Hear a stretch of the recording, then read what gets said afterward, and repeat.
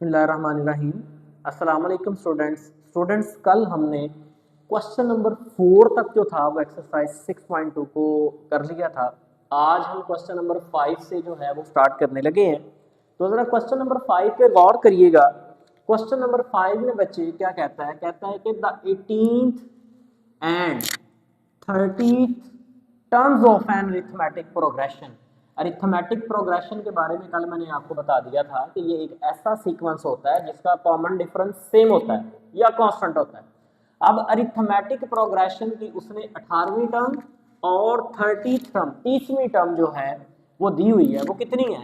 18th term जो है वो है हमारे पास 367 और जो 30th टर्म है वो दी हुई है उसने हमें 499 तरतीब के साथ। अब नेक्स्ट कहता है how many terms of this sequence are less than 1000। हमने ये बताना है कि इस सीक्वेंस के अंदर 1000 से छोटी, 1000 से छोटी कितनी टर्म्स जो है वो पाई जा रही हैं। ये बात हमने यहाँ पे इसको बतानी है। तो सबसे पहले हम लोग क्या करेंगे, हम ये जो डाटा दिया गया है जो गिवन है वो सबसे पहले हम लोग लिखेंगे। तो जरा गौर करिएगा, हमें जो 18th टर्म इन्होंने दी है, मैं लिखता हूं जी A18। 18th टर्म को रिप्रेजेंट किया जाएगा A18 के साथ। A18 के अंदर बेटे हमारे पास आ जाएगा 367 एंड इसके बाद जो सेकंड उसने हमें टर्म दी है वो है 30th टर्म, मतलब A30 हमें दिया हुआ है और A30 हमारे पास किसके बराबर आ गया बेटे? 499 के। इसके बराबर आ गया 499 के। अब ये दोनों टर्म्स उसने हमें दी गई हैं। अब डिमांड क्या कर रहा है जी वो हमसे? डिमांड हमसे वो ये कर रहा है कि कितनी टर्म्स, नंबर ऑफ टर्म्स के बारे में पूछ रहा है कि कितनी टर्म्स, मतलब के कह रहा है कि n कितना है। हाउ मेनी टर्म्स, कितनी टर्म्स। तो टर्म्स की जो क्वांटिटी है वो कौन बताता है? n बताता है। मतलब हमने n फाइंड करना है। कहता है how many terms are less than 1000, मतलब हमारे पास जो फाइनल टर्म है वो है 1000 और जितनी भी टर्म्स हमारे पास 1000 से छोटी होंगी वो लेनी है। तो फाइनल टर्म को हम लोग क्या देते होते हैं जी? an है, ये nth टर्म है। कौन सी टर्म है? nth term. हमें नहीं पता ये टर्म किस प्लेस पे पड़ी है या इसकी प्लेस वैल्यू क्या है, कितने नंबर पे है। जैसे हमें पता था 18th वैल्यू ये है और 30th वैल्यू ये है। अब 1000 किस वैल्यू पे पड़ा हुआ है, किस जगह पे पड़ा है हमें नहीं पता, इसलिए हम इसको an कहेंगे। अब आपके पास बेटे यहाँ पे कंडीशन ये है कि an मतलब जो फाइनल टर्म आएगी वो 1000 से छोटी होगी। क्या होगी? 1000 से छोटी होगी। तो हमने बताना है कि कितनी टर्म्स हैं जो 1000 से छोटे हैं। तो सबसे पहले जी हमने ये अपना गिवन डाटा जो है वो लिख लिया है। कल मैंने आपको जनरल टर्म निकालने का एक फार्मूला बताया था। मैंने आपको बताया था कि an जो है ये हमारे पास बराबर होता है A1 प्लस n-1d के। किसके बराबर होता है जी? an is equal to A1 plus n-1d। ये इसके बराबर है। ये हमें जनरल टर्म का जो है वो फार्मूला यहाँ पे गिवन है। हम लोग नेक्स्ट क्या करेंगे? हम लोग नेक्स्ट ये करते हैं कि an जो है इसमें हम रिप्लेस कर देते हैं 18। जब मैं n की जगह 18 रिप्लेस करूंगा तो मेरे पास A18 आ जाएगा। A1 प्लस n की जगह 18 आएगा। आपको पता है 18 माइनस 1 17 होता है और यहाँ पे आ गया d। अब मैं यहाँ पे जब वैल्यूज पुट करूंगा तो देखिए A18 जो है ये मेरे पास बराबर है 367 के। A1 के बारे में हमें कोई इन्फॉर्मेशन नहीं है, प्लस 17 D के बारे में हमें कोई भी इन्फॉर्मेशन नहीं है। ये एक इक्वेशन मेरे पास बन गई। इस इक्वेशन को मैं नाम देता हूँ इक्वेशन नंबर 1। इसके बाद नेक्स्ट क्या करेंगे? इसके बाद नेक्स्ट ये करेंगे कि मैं रिप्लेस कर देता हूँ n को, रिप्लेस n बाय 30। अब सेकंड टर्म आपको पता है हमारे पास क्या है, वो है 30। ठीक है जी। तो मुझे A30 अब फाइंड करना है तो उसके लिए मैंने n को रिप्लेस किया 30 के साथ। तो देखिए मेरे पास A30 जो है वो बराबर आ गया A1 प्लस 29d। d के साथ जो भी वैल्यू आएगी वो इससे एक कम होगी। तो ये A30 बराबर आ गया A1 प्लस 29d। A30 की जगह मैं उसकी वैल्यू पुट करूंगा जो कि मेरे पास है 499 और इक्वल में है A1 प्लस 29d। ये दूसरी इक्वेशन मेरे पास यहाँ पे आ गई है। इसको मैं नाम दूंगा इक्वेशन नंबर 2 का। ये दो इक्वेशंस बेटा मेरे पास यहाँ पे मौजूद है। अब मैं क्या करूंगा, मुझे यहाँ पे कोई भी सीक्वेंस जो होता है उसकी टर्म्स फाइंड करने के लिए हमें A1 और D, मैंने कल बताया था अरिथमेटिक प्रोग्रेशन के अंदर जब भी आपने कोई भी टर्म्स फाइंड करनी है, दो चीजें आपको कंपलसरी चाहिए होती हैं। एक A1 चाहिए होता है कि उस सीक्वेंस की पहली टर्म कौन सी है, और दूसरे नंबर पे D चाहिए होता है जो कि इसका कॉमन डिफरेंस होता है। तो हम इक्वेशन 1 और इक्वेशन 2 इन दोनों इक्वेशन को इस्तेमाल करते हुए A1 की वैल्यू भी बताएंगे और D की वैल्यू भी बताएंगे। अब देखें जी, ये दोनों हमारे पास साइमल्टेनियस इक्वेशंस आ गई हैं। कौन सी इक्वेशंस आ गई हैं? साइमल्टेनियस इक्वेशंस, ऐसी इक्वेशंस जिनका सॉल्यूशन कॉमन हो, मतलब जो A1 की वैल्यू यहां से निकलेगी वही A1 की वैल्यू ये भी सेटिस्फाई करेगी, दोनों A1 की वैल्यू को सेटिस्फाई करेंगी और D को भी सेटिस्फाई करेंगी। तो इनको सॉल्व करने के लिए मैं क्या करूंगा, इन्हें सबट्रैक्ट करूंगा। तो यहां पे बच्चे मैं लिखता हूं सबट्रैक्टिंग 2, मैंने यहां पे सबट्रैक्ट कर देना है 2 को, या आप 1 को भी सबट्रैक्ट कर सकते हैं क्योंकि 1 की वैल्यू जरा छोटी है तो वो इजीली सॉल्व हो जाएगा। तो यहां पे लिखूंगा सबट्रैक्टिंग 1 फ्रॉम 2, इक्वेशन 2 में से मैं 1 को सबट्रैक्ट करूंगा। अब किस में से सबट्रैक्ट करना है? 2 में से। तो जिसमें से सबट्रैक्ट करना है वो इक्वेशन ऊपर लिखी जाएगी, 499 will be equal to A1 plus 29D। इसी तरह से कौन सी इक्वेशन सबट्रैक्ट हो रही है? 1, तो 1 को इस इक्वेशन के नीचे लिख देता हूं, ये आ जाएगा 367 will be equal to A1 plus 17D। अब जिस इक्वेशन में सबट्रैक्ट होना होता है उस इक्वेशन के साइंस हम चेंज कर देते हैं। अब देखिए 367 जो है वो हमारे पास पॉजिटिव है, नेगेटिव हो जाएगा A1, और इसी तरह से 17D, इन तीनों के साइन मैंने चेंज कर दिए। अब 499 में से जब हम 367 को माइनस करेंगे तो हमारे पास क्या आ जाएगा, ये हमारे पास आ जाएगा 132। इसी तरह से यहाँ पे देखें A1 और A1 ये दोनों कैंसलेशन प्रॉपर्टी के साथ कैंसिल हो गए, और इधर 29D में से 17D माइनस हो रहा है। जब 29D में से 17D माइनस करेंगे मेरे पास बच जाएगा 12D, मुझे यहाँ से वैल्यू मिलेगी D की। अब देखिए 12 यहाँ पे मल्टीप्लाई हो रहा है, जब इसको इक्वेशन में इक्वल की दूसरी साइड पे ला जाया जाएगा तो डिवाइड हो जाएगा। तो आप लोग देखें कि जब 12 दूसरी साइड पे जाकर डिवाइड होगा 132/12, ये मेरे पास आ जाएगा 11 के इक्वल। इनको जब कैलकुलेटर पे आप डिवाइड करेंगे तो ये आपको D की वैल्यू मिल जाएगी, कितनी आ जाएगी जी? 11 आ जाएगी। अब D की जो वैल्यू है इसको मैं क्या करूंगा, इसको मैं पुट कर दूंगा कहां पे? इक्वेशन 1 में या इक्वेशन 2 में। जब यहां पे D की वैल्यू पुट होगी 1 में तो मुझे A1 की वैल्यू मिल जाएगी। तो इसको क्या किया जाएगा बेटे, इसको पुट किया जाएगा, पुट इन 1। तो जब इसे 1 में पुट किया जाएगा तो ये मेरे पास आ जाएगा 367 will be equal to A1 plus 17, और D की जगह मैंने D की वैल्यू लिख दी जो अभी मैंने निकाली थी 11।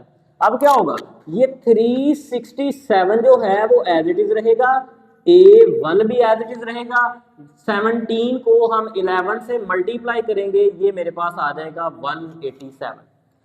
अब मुझे वैल्यू चाहिए A1 की, 187 यहाँ पे ऐड हो रहा है, मैं इक्वल की दूसरी साइड पे ले जाऊंगा तो ये जाके क्या हो जाएगा, यहाँ पे माइनस हो जाएगा। तो 187 जब इधर आया तो क्या हो गया, माइनस, और इक्वल की दूसरी साइड पे सिर्फ मेरे पास A1 बच गया।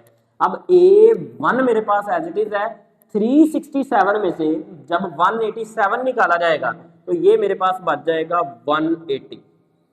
A1 कितना आ गया मेरे पास, 180। तो मैंने बताया था कि हमें दो वैल्यूज चाहिए, दोनों हमने फाइंड कर ली। एक मुझे A1 भी मिल गया और दूसरा मुझे 180 भी मिल गया। अब एक गिवन कंडीशन थी, गिवन कंडीशन ये थी हमारे पास कि हमें जो वैल्यूज चाहिए, नंबर ऑफ वैल्यूज जो n हमने फाइंड करना है वो 1000 वाली वैल्यू से छोटी वैल्यूज होनी चाहिए। हमने बताना है कि 1000 से छोटी वैल्यूज कितनी है। तो हमारे पास कंडीशन थी कि an जो है वो लेस देन 1000 है। an क्या है, लेस देन 1000 के मतलब हमने जो वैल्यूज फाइंड करनी है वो 1000 से छोटी होनी चाहिए, जो नंबर ऑफ वैल्यूज हमने बतानी है।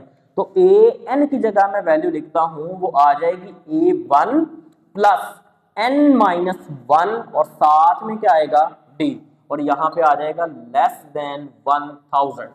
अब यहां पे A1 और d इन दोनों की वैल्यूज मैं पुट करूंगा, d भी मैंने यहां पे फाइंड कर लिया है, A1 भी मैंने यहाँ पे फाइंड कर लिया। दोनों वैल्यूज जब यहाँ पे पुट होंगी तो A1 की जगह आ गया 180 प्लस n-1, चूंकि n मैंने फाइंड करना है। d की जगह d की वैल्यू पुट की जाएगी, वो वैल्यू क्या है 11, और यहाँ पे है जी लेस देन 1000, 1000 से छोटा।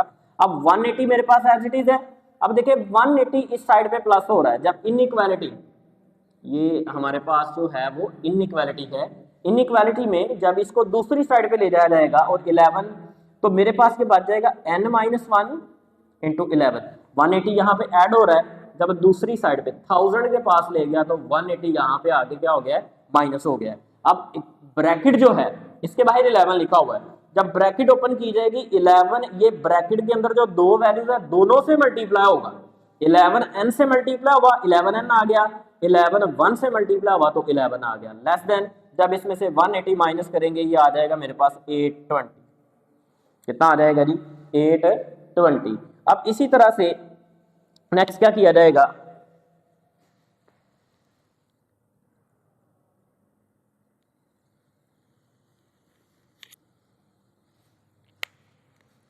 इलेवन एन मेरे पास एज इट इज है और इक्वल में आ गया मेरे पास 820 माइनस 11 इधर आके क्या हो गया प्लस का 11, और यहाँ पे इनइक्वालिटी का साइन है, ये आ गया मेरे पास n, 11 मल्टीप्लाई और दूसरी साइड पे जाके डिवाइड हो जाएगा, ये दोनों ऐड होके हो गए 831, और डिवाइड में कितना आ गया है जी 11 आ गया, डिवाइड में कितना आ गया है 11 आ गया। जब इन दोनों वैल्यूज को आप कैलकुलेटर में डिवाइड करेंगे तो n जो है वो आ जाएगा लेस देन 75 आएगा, ये मेरे पास आ जाएगा 75.545 and up to so on. जब इनको डिवाइड करेंगे आपने देख लेना है कि ये वैल्यू मेरे पास क्या आएगी, ये तकरीबन 75.545 ये वैल्यू इस तरह से हमारे पास आ जाएगी। तो अब देखें जी यहाँ पे फैक्ट क्या है, अब n जो है ये मेरे पास आ रहा है लेस देन 75.545। अब यहाँ पे फैक्ट ये है कि कोई भी n जो है ये हमारे पास फ्रैक्शन में नहीं होता, n जो है n प्लेस वैल्यू होती है। जैसे मेरे पास यहाँ पे एक सीक्वेंस लिखा हुआ है, मेरे पास सीक्वेंस लिखा हुआ है जी 2 4 6 8 10, ये इस तरह से सीक्वेंस चल रहा है। अब यहाँ पे मैं कोई भी वैल्यू उठा लूं, जैसे मैंने ये 10 उठा ली है, मुझे इसकी प्लेस वैल्यू बतानी है, वो पूरा इंटीजर होगा, कितने नंबर पे पड़ा है n, यहाँ पे 5 है, कभी भी यहाँ पे n जो है वो 5.5 नहीं होगा कि कोई भी वैल्यू जी 5.5 वाले नंबर पे पड़ी है, तो ऐसा नहीं होता। यहाँ पे जब भी हमने किसी सीक्वेंस में कोई वैल्यू बतानी है वो इंटीजर होता है, पूरे का पूरा नंबर होता है, होल नंबर होता है, ठीक है। यहाँ पे जो है वो हमारे पास पॉइंट में वैल्यू नहीं आती, तो यहाँ पे हमारे पास जब पॉइंट पे वैल्यू आ ही नहीं सकती तो हम कहेंगे कि n must be N integer. तो यहाँ पे हम लिखेंगे n must be N integer, n को क्या होना चाहिए, मस्ट बी इंटीजर होना चाहिए, इंटीजर होना चाहिए n को। अब n के लिए इंटीजर होना लाजमी है, तो देखें हम 75.545 से छोटे वाली वैल्यू ले लेंगे जो इंटीजर होगी, तो 75.545 से छोटी वैल्यू जो इंटीजर है वो हमारे पास क्या है, वो हमारे पास है जी 75। तो मतलब n यहाँ पे हमारे पास कितना निकल गया 75। अब ये 75 वैल्यूज हमारे पास इस सीक्वेंस में ऐसी हैं जिसकी उसने रिक्वायरमेंट की है कि जिसका कॉमन डिफरेंस जो है 11 हो और a1 180 के इक्वल हो, तो इसके अंदर 75 ऐसी टर्म्स हैं जो कि हमारे पास क्या होंगी 1000 से छोटी होंगी, क्या होंगी 1000 से छोटी होंगी। यहां तक हमारा जो क्वेश्चन 5 है वो कंप्लीट हुआ, हमने n फाइंड करना था। इसके नेक्स्ट हम क्वेश्चन नंबर 6 जो है उसको स्टार्ट करते हैं। क्वेश्चन नंबर 6 में क्या कहता है जरा गौर करिएगा।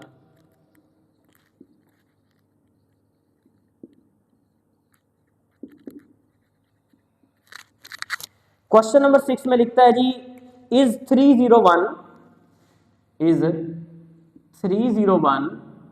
Is a term of arithmetic progression. हमने बताना है 301 जो है वो अरिथमेटिक प्रोग्रेशन की टर्म है या नहीं है, वो अरिथमेटिक प्रोग्रेशन जो हमें दिया गया है वो है 5, 11, उसके बाद 17 एंड अप टू 100। ये हमारे पास जो है वो सीक्वेंस दिया गया है और हमने यहाँ पे बताना है कि 301 इसके अंदर लाई कर रहा है या नहीं। अब देखिए कि कोई भी वैल्यू जो है, अब 301 कौन सी टर्म है हमें नहीं पता कौन सी टर्म है, हम इसको क्या देते हैं जी, ये an है। ये क्या है, an, ये nth टर्म है, nth टर्म कह देते हैं। अब देखें nth टर्म है तो इसका कोई ना कोई नंबर तो होगा इस सीक्वेंस के अंदर। ये कितने नंबर पे पड़ी है, 10वें में है, 15वें पे है, 20वें पे है, 40वें पे है, 100वें नंबर पे है, वो नंबर हमने बताना है कि ये किस नंबर पे है। अब n का हमें नहीं पता।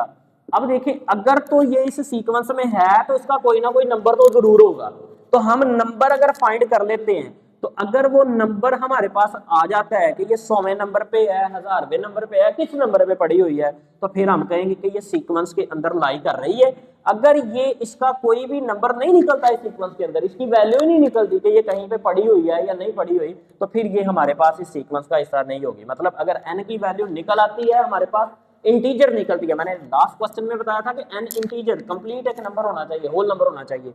अगर ये फ्रैक्शन में आ जाएगा तो हम कहेंगे कि ये इसका हिस्सा नहीं है, इस सीक्वेंस का या इस प्रोग्रेशन का हिस्सा नहीं है। अगर ये इस n जो है वो एक इंटीजर या एक पूरा नंबर आ जाता है फिर हम कहेंगे कि ये इसका हिस्सा है। तो देखें जी n हमने फाइंड कर लेना है इस क्वेश्चन में। अब हमारे पास जो फर्स्ट टर्म है यहाँ पे वो है a1 जो कि 5 है, और कॉमन डिफरेंस निकालेंगे, वो निकलेगा जी कोई सी दो कंसेक्टिव टर्म्स लें, बाद वाली टर्म में से पहले वाली टर्म माइनस कर दें तो आपके पास कॉमन डिफरेंस आ जाएगा। अब यहाँ पे आपने किस बात पे गौर करना है, जनरल टर्म का फॉर्मूला लिखें जो कि है हमारे पास an will be equal to a1 plus n-1d। अब यहाँ पे an की जगह मैं उसकी वैल्यू लिखूंगा जो कि मेरे पास है 301, a1 की वैल्यू लिखूंगा जो कि मेरे पास है 5, n मैंने फाइंड कर लेना है n-1 एज इट इज है, d की जगह d की वैल्यू लिखूंगा जो कि मेरे पास कितनी है 6। अब 301 जो है मेरे पास एज इट इज 5 मल्टीप्लाई हो रहा है, इधर आके क्या हो जाएगा, सॉरी 5 प्लस हो रहा है, इस साइड पे आके क्या होगा, माइनस हो जाएगा। ये 6 है, ब्रैकेट में मल्टीप्लाई कर देंगे, आ जाएगा 6 एंड माइनस 6। 301 में से जब हम 5 माइनस कर देंगे तो हमारे पास ये आ जाएगा 296। ये 6 माइनस हो रहा है, इधर ला के ऐड करें, और ये 6 मल्टीप्लाई हो रहा है, इधर ला के क्या कर दें, डिवाइड कर दें। मेरे पास क्या आ जाएगा n, इंप्लाइज की मैंने यहाँ पे अलामत लगा दी। अब इधर से जब n की वैल्यू निकालेंगे, इन दोनों वैल्यूज को जब आप लोग ऐड कर लेंगे तो ये मेरे पास आ जाएगा 302 और डिवाइड में कितना है 6। जब इन दोनों को कैंसिल किया जाएगा तो ये मेरे पास आएगा 50.33 और ये आगे सीक्वेंस चलता है। अब मेरे पास जो n की वैल्यू निकली है वो एक इंटीजर नहीं निकला, और मैंने आपको बताया n must be N integer. यहाँ पे मैंने आपको कंडीशन बताई है n must be N integer, integer होना चाहिए। अब ये इंटीजर नहीं है तो यहाँ पे एक बात ये साबित हो गई कि ये जो 301 है वो इस अरिथमेटिक प्रोग्रेशन का हिस्सा नहीं है, इसकी टर्म नहीं है। तो हम लिखेंगे 301 is not a term of arithmetic progression. इसके बाद आ जाते हैं जी हम लोग नेक्स्ट क्वेश्चन नंबर 7 की जानिब। इफ 2x, हमें एक अरिथमेटिक प्रोग्रेशन दिया गया वो है 2x x प्लस 8 और उसके बाद लिखा है 3x प्लस 1। ये एक अरिथमेटिक प्रोग्रेशन हमें दिया गया है और कहता है आर इन अरिथमेटिक प्रोग्रेशन। ये क्या है, आर इन अरिथमेटिक प्रोग्रेशन, ये अरिथमेटिक प्रोग्रेशन का हिस्सा है। तो कहता है then find the value of x, then find the value of x। आपने x की वैल्यू जो है वो फाइंड करनी है। यहाँ से जरा गौर करिएगा। सबसे पहले देखें जी हमारे पास यहाँ पे 3 टर्म्स हैं अरिथमेटिक प्रोग्रेशन के अंदर। अब अरिथमेटिक प्रोग्रेशन की डेफिनेशन से आप वाकिफ हैं कि अरिथमेटिक प्रोग्रेशन एक ऐसा सीक्वेंस होता है जिसका कॉमन डिफरेंस सेम हो। अब देखिए जी 2 कंसेक्टिव टर्म मैंने ये वाली ले ली, बाद वाली टर्म में से x प्लस 8 में से मैंने माइनस कर ली पहले वाली टर्म जो कि मेरे पास है 2x, ये कॉमन डिफरेंस आ गया। ये कॉमन डिफरेंस बराबर होगा, मैंने नेक्स्ट 2 कंसेक्टिव टर्म्स ले ली ये वाली, तो बाद वाली टर्म में से पहले वाली टर्म को क्या करेंगे माइनस। जब कोई भी टर्म्स माइनस हो रही होती हैं तो उनका साइन जो है वो चेंज हो जाता है। अब गौर करिएगा 2x माइनस का x प्लस का बड़ी टर्म माइनस की 2x में से x निकल जाए तो x आ जाता है, मेरे पास नेक्स्ट आ गया प्लस का 8 और बराबर में देखें 3x है, 3x में से x निकाले तो मेरे पास आ जाएगा 2x। अब 8 और 1 को सॉल्व करेंगे, बड़ी टर्म माइनस की है, 8 में से जब 1 माइनस हो जाएगा तो मेरे पास आ जाएगा 7। अब यहाँ पे मेरे पास एक लीनियर इक्वेशन बन गई है, इसमें से मैं अब x की वैल्यू निकाल सकता हूँ। तो देखिए जी मैंने साइड चेंज की, मैंने 2x प्लस 7 को लेफ्ट में लिखा, माइनस एक्स प्लस 8 को मैंने राइट में लिखा। साइड चेंज करने से कोई फर्क नहीं पड़ता, मैंने इसलिए साइड चेंज की क्योंकि 2x बड़ी वैल्यू है, माइनस एक्स छोटी वैल्यू है। बड़ी वैल्यू को मैंने लेफ्ट पे ले लिया, छोटी वैल्यू को मैं राइट पे ले गया। अब देखिए जी नेक्स्ट 2x है, ये माइनस एक्स इधर ले आए, प्लस एक्स हो जाएगा। हम क्या करेंगे इस इक्वेशन को सॉल्व करने के लिए एक्स वाली वैल्यूज को एक साइड पे कर लेंगे, मतलब मैंने लेफ्ट साइड पे कर लिया, और जो कांस्टेंट्स हैं जो दूसरी एक्स के अलावा वैल्यूज है मैंने दूसरी साइड पे कर लिया। अब देखिए जी 2x प्लस एक्स कितना हो गया मेरे पास 3x, और 8 प्लस 7 जो है ये मेरे पास हो गया 15। अब यहाँ पे देखिए जी 3 मल्टीप्लाई हो रहा है, दूसरी साइड पे जाके जब 15 से डिवाइड होगा मेरे पास क्या बच जाएगा 5। तो इसको मैंने डायरेक्टली उधर ले जाके इसका आंसर निकाल दिया, इसलिए मैंने साथ जो ये अलामत या साइन यूज किया है इसको इम्प्लाइज कहते हैं। इसके बाद नेक्स्ट हम लोगों ने क्वेश्चन नंबर 8 स्टार्ट करना है, तो जरा गौर कीजिएगा कि क्वेश्चन नंबर 8 में क्या कहता है।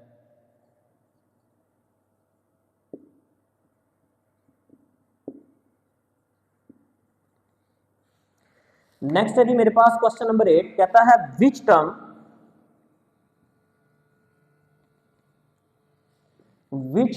Of the arithmetic